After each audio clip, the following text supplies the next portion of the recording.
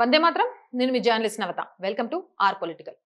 ఒక రచయిత్రి తన అభిప్రాయాలు చెప్పినందుకు నగరం విడిచి వెళ్లాల్సి రావడం ప్రజాస్వామ్యమా?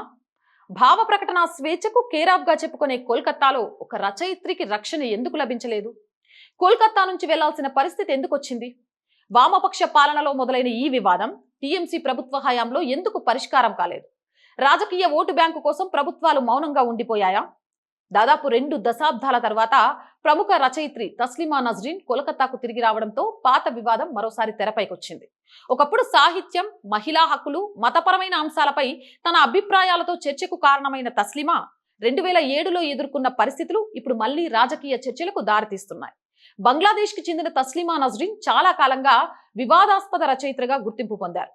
మత ఛాందసవాదం, మహిళలపై వివక్ష, సామాజిక కట్టుబాట్లపై ఆమె చేసిన వ్యాఖ్యలు తరచూ చర్చలకు కారణమయ్యాయి. 2007లో ఆమె రచనలపై కొన్ని ముస్లిం మత సంస్థలు తీవ్ర అభ్యంతరాలు వ్యక్తం చేశాయి.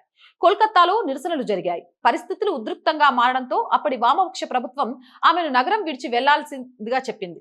ఇక్కడే కొన్ని ప్రశ్నలు ఉత్పన్నమవుతున్నాయి. సామాజిక ఉద్రిక్తతలను నియంత్రించాల్సిన ప్రభుత్వం నిరసనకారుల ఒత్తిడికి తలొగ్గిందా? ఒక రచయిత్రికి భద్రత కల్పించడం కంటే ఆమెను పంపించేయడమే సులభమైన మార్గంగా భావించిందా?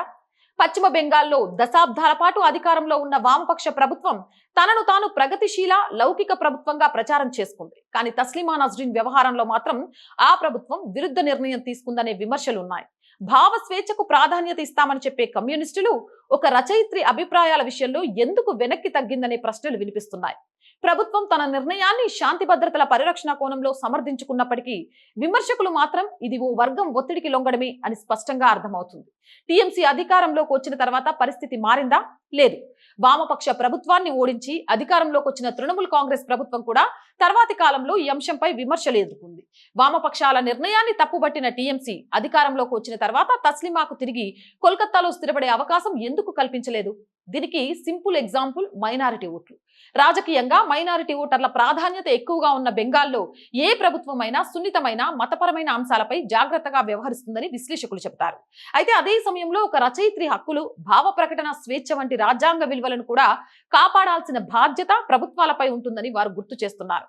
ఓటు బ్యాంకు రాజకీయాలా లేక శాంతి భద్రతల సమస్య? తస్లిమా నస్రీన్ ఉదాంతం చుట్టూ ప్రధానంగా 2 వాదనలు ఉన్నాయి. ఒక వర్గం ప్రకారం ప్రభుత్వం పెద్ద ఎత్తున హింస జరగకుండా పరిస్థితులను అదుపు చేసేందుకు చర్యలు తీసుకుంది.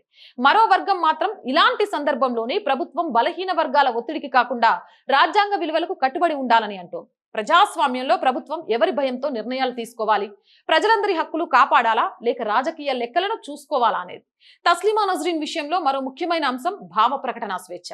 ఒక రచయిత ఆలోచనలు అందరికీ నచ్చకపోవచ్చు, విమర్శలు రావచ్చు, నిరసనలు కూడా జరగవచ్చు. కానీ అభిప్రాయ భేదాలకు సమాధానం చర్చలతో ఉండాలా లేక బెదిరింపులతోనా అనే ప్రశ్న ఇప్పుడు కూడా వచ్చింది.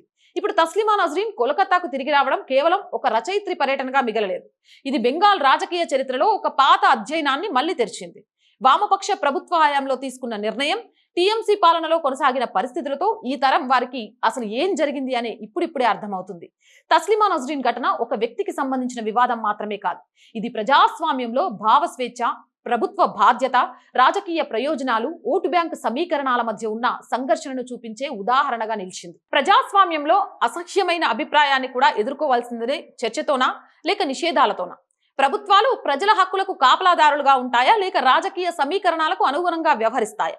తస్లిమా నస్రీన్ కోల్కతా పునరాగమనంతో ఈ ప్రశ్నలు మరోసారి బెంగాల్ రాజకీయ వేదికపై వినిపిస్తున్నాయి. మరి దీనికి మీ సమాధానం కామెంట్ సెక్షన్ లో పెట్టండి. జై హింద్, జై భారత్. అండ్ మోర్ వీడియోస్ కోసం our group of channels, our voice, our political, our సంస్కృతి ఛానల్స్ ని వెంటనే సబ్స్క్రైబ్ చేయండి. కంటెంట్ బాగుంది అనిపిస్తే లైక్ చేయండి, షేర్ చేయండి, మీ అభిప్రాయాన్ని కామెంట్ చేయండి. అలాగే ఆర్ వాయిస్ కి ఆర్థికంగా చేయూతనందించండి. ఆర్ వాయిస్ ఈరోజు ముందుకు వెళ్తుంది అంటే కారణమే చూస్తున్న ప్రేక్షకులు, మీరు చేస్తున్న సపోర్ట్ మాత్రమే. సో ఈ మంత్ కూడా మేము మా అవసరాలన్నింటినీ గట్టెక్కించుకొని ముందుకు వెళ్ళాలి అంటే మీ సపోర్ట్ యాజ్ యూజువల్గా అంతే అవసరం. సపోర్ట్ చేస్తారో అని ఆశిస్తున్నాను. సపోర్ట్ చేయాలి అంటే సబ్స్క్రిప్షన్ పక్కనే జాయిన్ అనే బటన్ ఉంది. 1 to 5 లెవెల్స్ ఉన్నాయి. ఏదో ఒక లెవెల్లో సపోర్ట్ చేయండి. లేదా స్క్రీన్ మీద గూగుల్ పే, ఫోన్ పేతో పాటు అకౌంట్ డీటెయిల్స్ ఉన్నాయి. మీకు తోచిన సహాయాన్ని అందించండి. వ్యాపార ప్రకటనల కోసం 8328500576 నెంబర్ని సంప్రదించండి. జై హింద్, జై భారత్.